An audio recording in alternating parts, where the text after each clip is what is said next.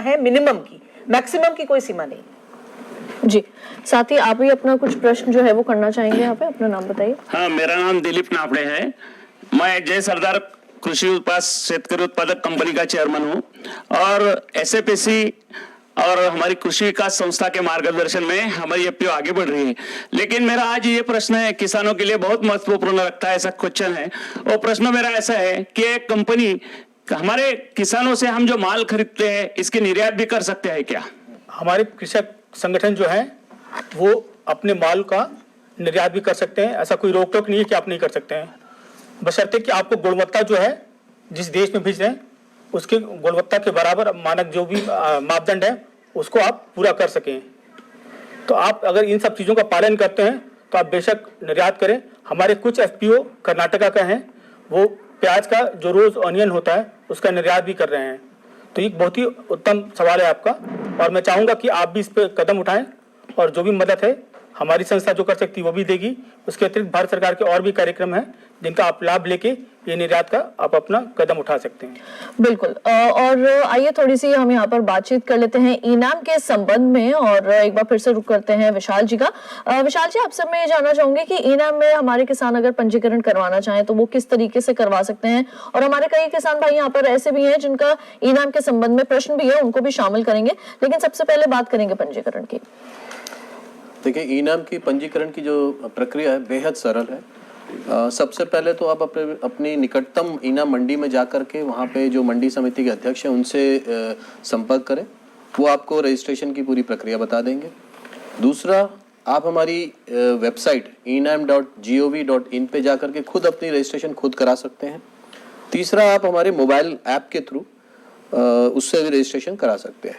Registration बहुत ही simple है, उसमें सिर्फ आपका नाम, पता, मोबाइल नंबर और आपके बैंक के खाते की जानकारी ली जाती है तथा और एक भारत सरकार द्वारा मान्य एक पहचान पत्र, फोटो आईडी कार्ड आपको जमा कराना पड़ता। इसके जमा करते ही आपकी रजिस्ट्रेशन पूरी हो जाएगी। आपका यूजर आईडी और पासवर्ड आपके पास मोबाइल नंबर के थ्रू पहुंचा दिया जाएगा।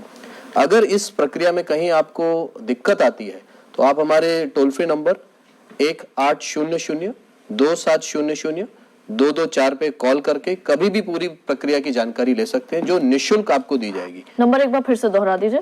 1800-2700-224 और ये इनाम पे रजिस्ट्रेशन की प्रक्रिया निःशुल्क है। किसी किसान भाई को इसके लिए कोई पैसे देने की कोई आवश्यकता नहीं है।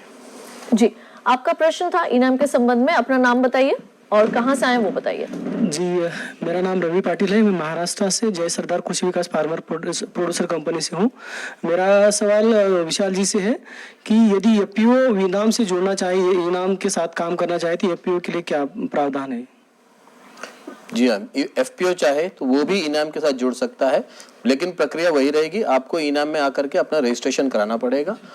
एफपीओ के लिए रजिस्ट्रेशन प्रक्रिया में एक अलग से ये होता है कि जो आपका आरओसी नंबर है, जिस कंपनी जो आपका रजिस्ट्रेशन नंबर है, वो आपको वहाँ जमा कराना पड़ता है, वो आपको वहाँ पे मेंशन करना पड़ता है।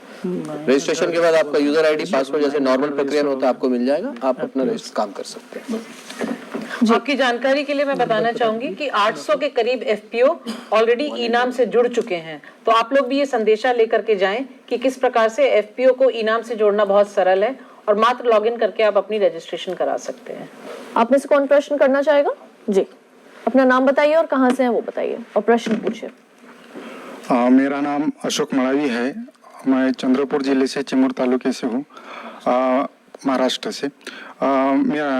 मेरा प्रश्न ये है कि रजिस्टर ऑफ कंपनी जो कार्यालय है, इन कार्यालयों में जो किसान उत्पादक संगठन है, इनसे वो सही तरीके से पेश आते हैं या दूसरी तरह, जिस तरह से दूसरी व्यापारी जो कंपनियां हैं उनके तरह से पेश आती है?